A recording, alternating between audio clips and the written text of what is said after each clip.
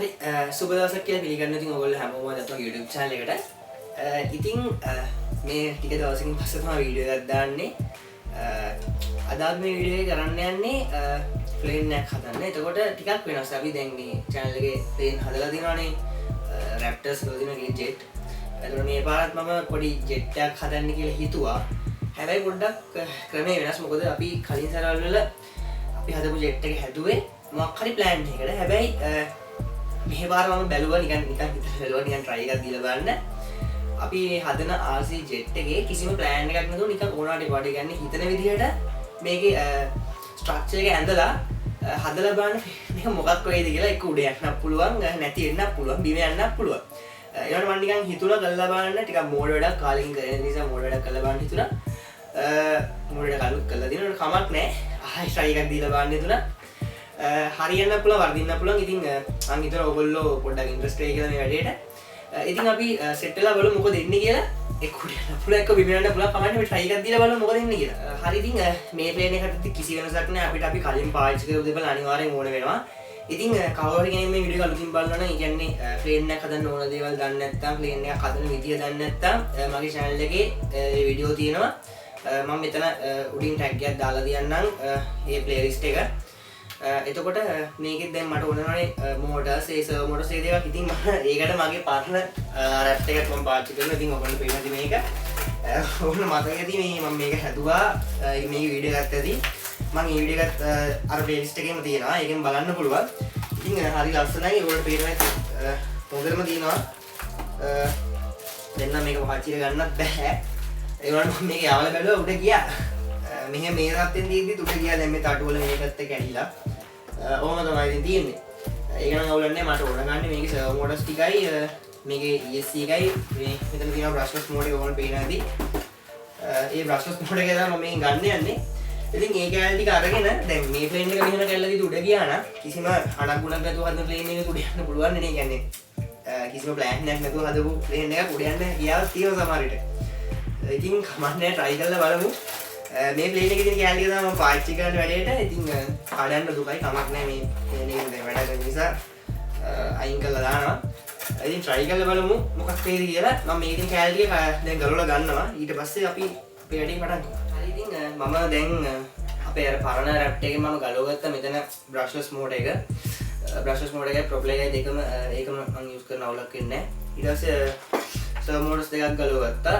ඊට පස්සේ බ්‍රෂ්ලස් මෝඩ් එකට අපි ESC එක ගලවගත්තා. ඒකෙන් ඒ ටික තමයි මම එකෙන් ගලවගත්තා. ඊට පස්සේ අපේ බැටරි එකක් තියෙනවා මල් ළඟ 7.4 වෝල්ටේජ් එක ඇම්පියර් 2200යි බැටරි එක.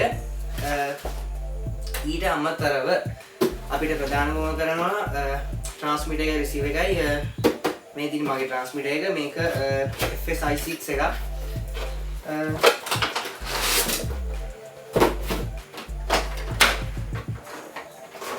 මේ තින්නේ එක ඒකයි ඊට පස්සේ ඒකට රිසීවර් එකයි ඒ දෙක තියෙනවා.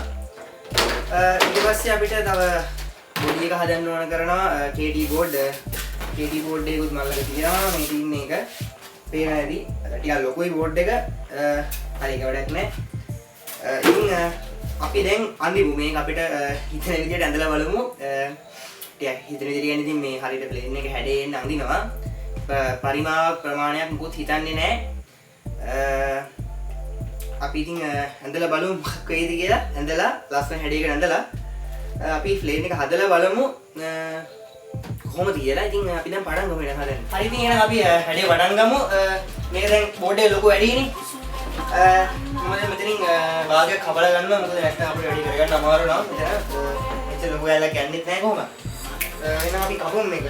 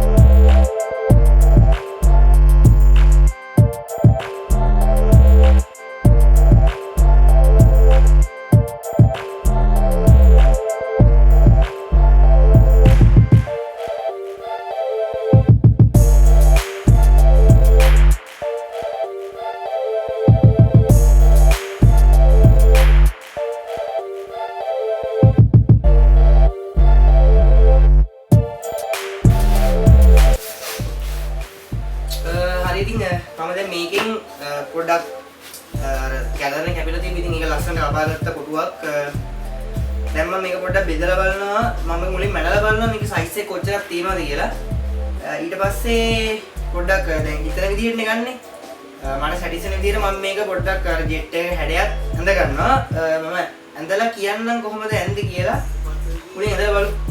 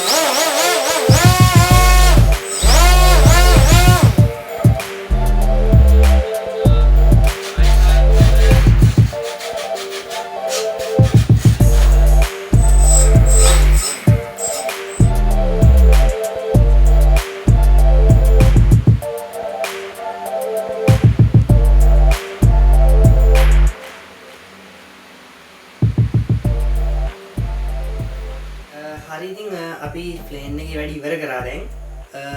මේ තියෙන හදපු ප්ලේන් එක ඕල් පේනවා ඇති. මේකේ වැඩ දැන් ඉවරයි. මේ තියෙන්නේ ට්‍රාන්ස්මිටර් එක. ඊට පස්සේ බැටරි එක විතර තියෙනවා. දැන් මම දැන් මේකෙන් පුත් බැටරි දාන තැන් හැදුවේ නෑ. මොකද යවන්න කලින් එතනට ගිහිල්ලා පොඩ්ඩක් බැටරි එක වෙන දැන් CG එක බලලා ඊට පස්සේ තමයි මේක හරියට හයි කරන්න ඕනේ. මොකද නැත්තම් කොහොමද යවා ගන්න බැරි වෙනවා. උඩ ගියොත් යවා ගන්න බැරි වෙනවා. ඒ පොඩ්ඩක් මේක කනෙක්ට් කරලා බලමු. තාත්තම කොහොමද කියලා. මොකද මේක හරියට වැඩ කරනවා කියලා බලන්නත් ඕනේ.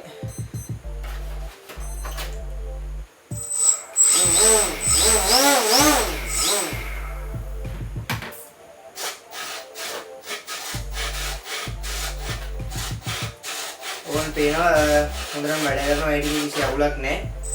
ඉතින් අපිට ওই ටික විතරක් තිබ්බාම යවා ගන්න පුළුවන් ප්ලේන් එකක්. කිසි අවුලක් වෙන්නේ නැහැ. ඉතින් මම මේ වීඩියෝ එක මෙතනින් ඉවර කළා. මේක යවන වීඩියෝ එකක් දානවා. මොකද මට දැම්ම මේක යවන්න යන්න වෙන එකක් නැහැ. එතකොට වීඩියෝ එක දාන්න පරක් වෙන නිසා මම මේක සමහරට යන්නත් පුළුවන්. මට ෂුවර් නැහැ. ඒක නිසා මම මේක මේ වීඩියෝ එක මෙතනින් දාලා කට් කළා. වෙන වීඩියෝ එකක් දානවා මේක යවන එක. ඉතින් ඔයගොල්ලෝ වීඩියෝ එක හොඳයි කියලා හිතනවා නම් අනිවාර්යෙන් ලයික් එකක් දාන්න. ඒ වගේම තාම සබ්ස්ක්‍රයිබ් කරලා නැත්නම් අනිවාර්යෙන් සබ්ස්ක්‍රයිබ් කරලා තියාගන්න. මොකද ඉස්සරහට වෙනස් දේවල් ගොඩක් කරනවා. ඉතින්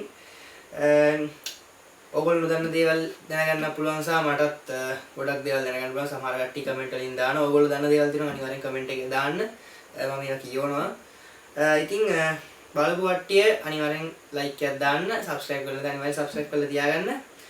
එහෙනම් අපි හතර ගිහිල්ලා එන්නම්. තව අලුත් වීඩියෝ එකකින් අනිවාර්යෙන් හම්බෙමු. එහෙනම් හැමෝටම සුබ දවසක්.